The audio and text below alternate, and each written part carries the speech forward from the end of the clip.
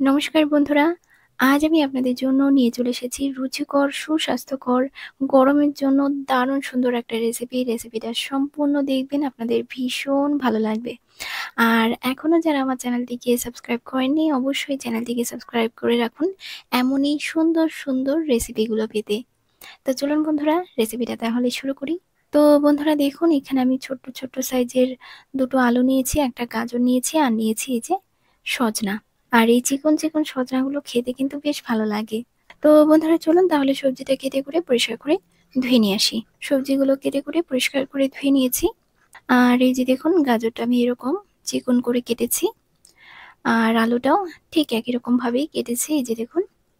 তো যাই হোক, এরপর দেখুন এখানে আমি বেশ কিছু মসলা নিয়েছি। একটা কাঁচা লঙ্কা, অল্প একটু আদা নিয়েছি অল্প একটু লবণ, সাদা কালো সর্ষে নিয়েছি, অল্প একটু পোস্ত নিয়েছি আর নিয়েছি ২ টো কাজু বাদাম। এগুলো সব একসাথে বেটে নেব। আর সর্ষে বাটার সময় সবসময় অল্প একটু লবণ আর একটা কাঁচা লঙ্কা দিয়ে বাটবেন। তা না হলে কিন্তু সর্ষেটা খেতে তেতো লাগবে। তো যাই হোক, কড়াইটা বসিয়ে দিয়েছি, কড়াইটা গরম হয়ে গেছে। কড়াইতে দিয়ে দিলাম পরিমাণ মতো সর্ষের তেল। তেলটাও গরম হয়ে গেছে, দিয়ে দিলাম ফোড়নে একটা শুকনো লঙ্কা। লঙ্কাটা ভাজা হয়ে গেছে, তো এখন আমি সবজিগুলো দিয়ে দিলাম। এই যে কাঁচা লঙ্কাও দিয়ে দিয়েছি। সমস্ত সবজিগুলো একসাথে দিয়ে দিলাম। দিয়ে দিলাম পরিমাণ মতো লবণ, অল্প একটু হলুদ গুঁড়ো দিয়ে দিলাম। আর দিয়ে দিলাম অল্প একটুখানি জিরে ধনিয়ার গুঁড়ো। ভালো মতো নেড়েচেড়ে নিয়ে সবজিটা হালকা একটু ভেজে নেব, বেশি না, একটু কিছুক্ষণই ভেজে নেব। সবজিটা ভালো মতো নেড়েচেড়ে নিয়েছি। এখন সবজিটা একটু কিছুক্ষণের জন্য ঢাকা দিয়ে দিচ্ছি।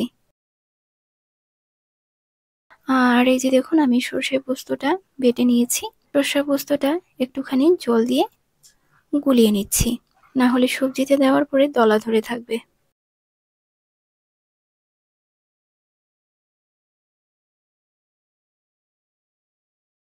ঢাকনাটা তুলে নিচ্ছি।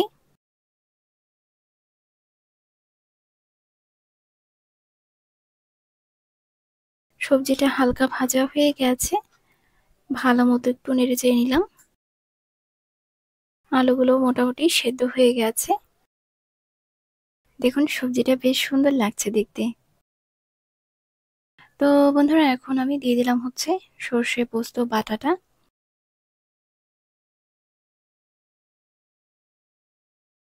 এখন সবজিটা ভালো মতো একটু নেড়েচেড়ে নিয়ে সবজিটা খানিকক্ষণ একটু কষিয়ে নেব।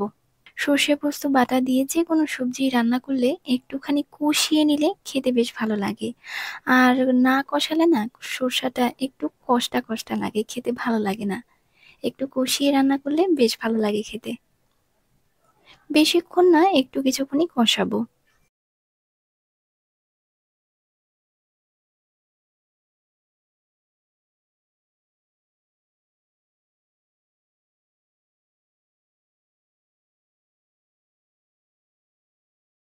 তো বন্ধুরা সবজিটা আমার কষানো হয়ে গেছে, তো এখন আমি পরিমাণ মতো জল দিয়ে দিচ্ছি।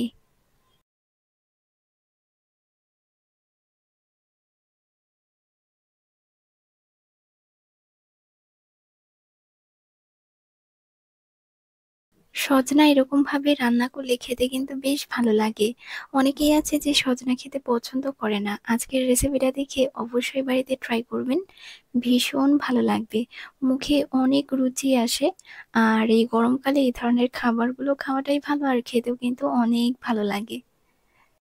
সজনার আরও অনেক রেসিপি আমার চ্যানেলে দেওয়া আছে। আপনারা আমার চ্যানেলে গিয়ে সেই সমস্ত রেসিপিগুলো দেখে নেবেন। আপনাদের ভীষণ ভালো লাগবে। তো বন্ধুরা সর্ষে পোস্ত বাটা দিয়ে সজনের তরকারি আমাদের হয়ে গেছে। তো আমি এখন তরকারিটা নামিয়ে নেব। আর দেখুন তরকারিটা জাস্ট অসাধারণ হয়েছে। আর খেতেও কিন্তু খুবই রুচিকর সুস্বাদু হয়েছে। তো বন্ধুরা আমার এই রেসিপিটা আপনাদের কাছে কেমন লাগলো অবশ্যই কমেন্ট করে জানাবেন। ভালো লাগলে লাইক, শেয়ার, সাবস্ক্রাইব করতে ভুলবেন না। আর অবশ্যই এই রান্নাটা ট্রাই করবেন, আপনাদের ভীষণ ভালো লাগবে। সজনার এই তরকারিটা দিয়ে আপনারা অনেক ভাত খেতে পারবেন, মুখে অনেক রুচি আসবে। আর স্বাস্থ্যের জন্য খুবই ভালো, খুবই হালকা মশলার একটা তরকারি। তো যাই হোক বন্ধুরা, আজকের জন্য তাহলে এই পর্যন্তই। ভালো থাকবেন সবাই। দেখা হচ্ছে আপনাদের সাথে আরো একটা নতুন রেসিপি নিয়ে। ভালো থাকবেন। নমস্কার।